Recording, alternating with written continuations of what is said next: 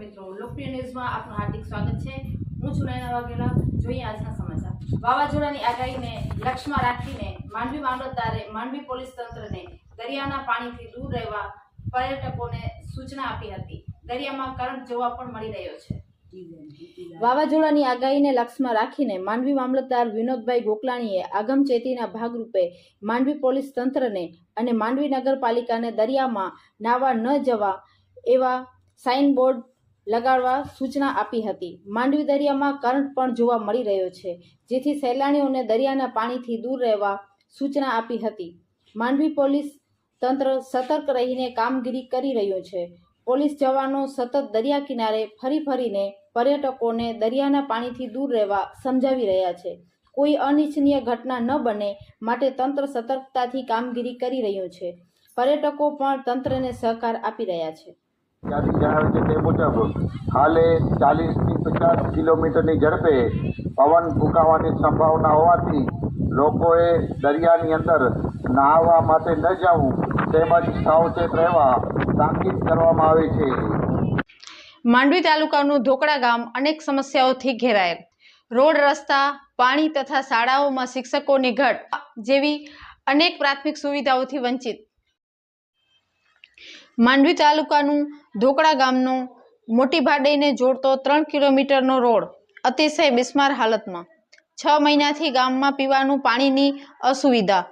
ગામની પ્રાથમિક શાળામાં 80 જેટલા બાળકો શિક્ષણ મેળવી રહ્યા છે, પણ શિક્ષકો ફક્ત 2 જ। આવી અનેક પ્રાથમિક સુવિધાઓથી વંચિત ધોકડાના ગ્રામજનો આક્રોશ ઠાલવતા કહે છે કે અમે કાયમ ભાજપ સરકાર સાથે રહ્યા છીએ।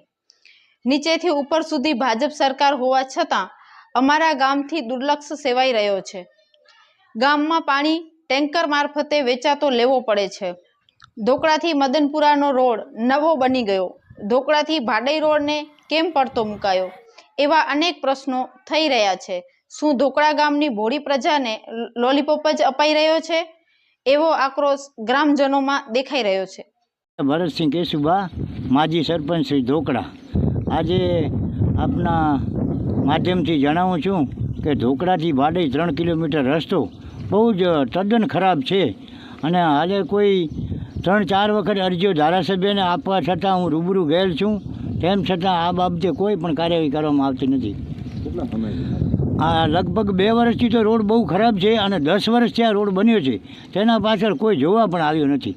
તાલુકા પંચાયતમાં રજૂઆત કરેલ છે, પછી માંડવી તાલુકા ભાજપના યુવા પ્રમુખ સુરેશભાઈ સંઘાને 2-4 વખત રજૂઆત કરેલ છે, લેખિત કરેલ છે, મૌખિક કરેલ છે, તેમ છતાં કોઈ પણ અહીંયા દરકાર કરતું નથી, કોઈ ધ્યાન દેવામાં આવતું નથી। અને આ રોડ મંજૂર થઈ ગયો છે એવું કહેવામાં આવે છે, પણ અમને હજી સુધી કોઈ જાણ કરવામાં આવી નથી। અમારા ઢોકળા ભાડઈ રોડના બંને સાઈડ ઉપર ગાંડા બાવળ ઝાડી એટલા પ્રમાણમાં વધી ગયેલ છે, જે વાહનો આવે છે તો 2 વ્હીલરવાળાને સાઈડમાં બાવળની બાજુમાં ઊભું રહેવું પડે છે, નહીંતર મોટો અકસ્માત થવાની ભીતિ રહેલી છે। આ રસ્તા સરપંચશ્રીએ મને લેખિત લેટર પેડ લખી આપેલ છે, ધોકડા સરપંચશ્રીએ લખી આપેલ છે, મોટી બાડીના સરપંચશ્રીએ લખી આપેલ છે। હું રૂબરૂ ભાજપ કાર્યાલય માંડવી ગયો છું, અમૂલભાઈ ડેઢિયાને રૂબરૂ રજૂઆત કરેલ છે, અનિરુદ્ધભાઈ દવેના જે સાધુ સાહેબ બેસે છે કાર્યાલયમાં એમને પણ રજૂઆત કરેલ છે, અને પછી આ દુર્ગાપુરના જે મહેશ્વરી છે અનિરુદ્ધભાઈના ખાસ માણસ છે, એમણે પણ મૌખિક લેખિત કેટલી વખત રજૂઆત કરેલ છે, પણ આ બાબતે અમારું ગામ ધ્યાનમાં લેવામાં નથી આવતું। એનું મુખ્ય કારણ એ છે કે અમારી શેરડી સીટ તાલુકા પંચાયતની કોંગ્રેસમાં ભાડઈના અરવિંદસિંહ જાડેજા જીતી ગયા છે, તેથી ભાજપવાળા અમારા ગામ પ્રત્યે વાલા ડબલાની નીતિ અપનાવે છે। આ ગાંડા બાવળ વિશે તાલુકામાં PWD ઓફિસમાં 2-3 વખત હું લેખિત મૌખિક રજૂઆત કરી આવ્યો છું, તેમ છતાં કોઈ પણ આ બાવળ કટિંગ નથી કરાવતું। હવે જો ચોમાસું આવી જશે, આ બાવળ વધવાના છે, 2 બાજુ રોડ સાંકડો થઈ ગયો છે, એકમાર્ગી થઈ ગયો છે। આ રસ્તા બાબતે તમને ખાસ જણાવવાનું કે આ રસ્તાનો બંને બાજુ કટિંગ થાય અને રસ્તો પહોળો કરવામાં આવે અને જલ્દી જેમ બને એમ તાત્કાલિક ડામર રોડ મઢવામાં આવે। આ રોડને 10 વર્ષ ઉપરનો સમય થઈ ગયો। આ રોડ ઉપર અમે કોઈ ગામમાં બીમાર હોય તો આ રસ્તા ઉપર અડધો પોણો કલાક આ 3 કિલોમીટરમાં જતાં ટાઈમ લાગે છે.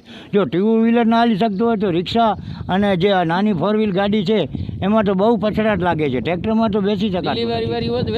અને ડિલિવરીવાળો બાઈ માણસ કોઈ હોય તો માંડવી પહોંચતા પહેલાં ભાડી ઢોકળાની વચ્ચે ડિલિવરી થઈ જાય. આ રસ્તા ઉપર તો ખાખરથી કરી મુંદ્રા તાલુકાના બીજડા, કોળાય પુલ, કોળાય, મદનપુરા એ બધા અહીંયાથી ગઢસીતા જાય ને તો શોર્ટકટ રસ્તો છે. ઓછામાં ઓછા 60થી ફેરો ફરીને આવે તો 10 કિલોમીટરનું અંતર વધારે થાય અને અડધો પોણો કલાકનો ટાઈમ પણ વધારે થાય. અને અહીંયાથી જાય તો અડધો કલાકનો સમયનો બચાવ થાય અને વહેલી તકે પહોંચી શકે એમ છે. પાણી આ ગામમાં પીવાનું નથી આવતું. આ અમને ઢોકળાથી માંડવી જે નર્મદા લાઈન જાય છે એમાંથી અમને જો ઢોકળા ગામના પાણી પીવા માટે આપવામાં આવે તો માણસોને અને પશુધન માટે ખાસ ઉપયોગી છે. અત્યારે ઉનાળો છે, બહુ તીવ્ર ગરમી છે, અત્યારે પાણીની તંગી છે. 400-400, 500-500 રૂપિયાના ટેન્કર મંગાવીએ છીએ, એના જગ્યાએ 800 ને 1000 રૂપિયા લેવામાં આવે છે. અને તળાવમાં પાણી પીવા લાયક નથી, પશુધનને પાણી પીવા નથી. એક આ ગામના પાણીનો ટેન્કર નથી પણ પાણીની લાઈનમાંથી થોડું પાણી આપે છે. પશુધન આ ગામમાં 300 જેવું પશુધન છે. પછી ગામમાં 550 જેવી વસ્તી છે. તો પાણીની તો મુખ્ય જરૂરિયાત રહે. પાણી મોટો પ્રશ્ન છે. પાણીનો તાત્કાલિક કંઈ નિવેડો કરવામાં આવે. બીજું આ પશુધન માટે ઉનાળો છે, તંગી છે, ઘાસ પાણી નથી કાંઈ, તો થોડું ઘણું આ શેઠ દાતા જે અન્ય ગામોમાં મોકલાવે છે તે અમારા ગામમાં મોકલાવતા નથી. અમારા ગામમાં મહાજન નથી, ભાનુશાલી નથી, વાણિયા નથી, કોઈ સાવકારી વસ્તી નથી. તો આ વાણિયાને જૈનોને પણ અમારી એક અપીલ છે કે આ ગામ પ્રત્યે પણ જરાક લાગણી બતાવે. પાણીની સમસ્યા તો છેલ્લા 6 મહિનાથી પાણીની સમસ્યા છે. પાણી છે જ નહીં. પાણીનો અમારા ગામમાં એક ઢોકળાથી 3 કિલોમીટર દૂર એક બોર છે પણ પાણીની લાઈન એવી છે પાણી ગામમાં પહોંચતું નથી. વચ્ચે મોટર ચાલુ કરીને વચ્ચે પાણી તૂટી જાય છે. અત્યારે જુઓ ટેન્કરના 2-3 ટેન્કર ચાલુ છે. હવે રોજના ઓછામાં ઓછા 8-10 ટેન્કર ગામમાં આવે છે. રોજના 800-1000 રૂપિયા એક ટેન્કરનો પાણીનો દેવો પડે છે. આજુબાજુ ક્યાં વાડીઓ નથી, પાણી નથી, બધી તકલીફ છે. આ માંડવી તાલુકામાં લગભગ 70-75 પંચાયતો છે, તેમાં ઢોકળા ગામમાં વધારેમાં વધારે પાણીની તકલીફ છે. મારું નામ અજીતસિંહ તખુબા જાડેજા, માજી સરપંચ ઢોકળા. સમસ્યાઓમાં એમ છે સાહેબ કે ભાડઈ ઢોકળા રોડ કેટલા સમયથી તૂટી ગયેલ છે, તે પણ કામ અધૂરું છે. ઓલા કોળાવાળા રોડમાં પાપડીનું, બીજું પ્રાથમિક સુવિધાઓ નથી, શિક્ષકોની ઘટ છે અને પાણીની તકલીફ છે. તો તંત્ર જેના ફરજમાં આવે એ કરે. અમે પહેલેથી ભાજપના છીએ. અને બીજું કે આગામી ચૂંટણીમાં આ કામો અમારા કામ ધ્યાનમાં નહીં લે તો અમે ચૂંટણી બહિષ્કાર પણ કરશું.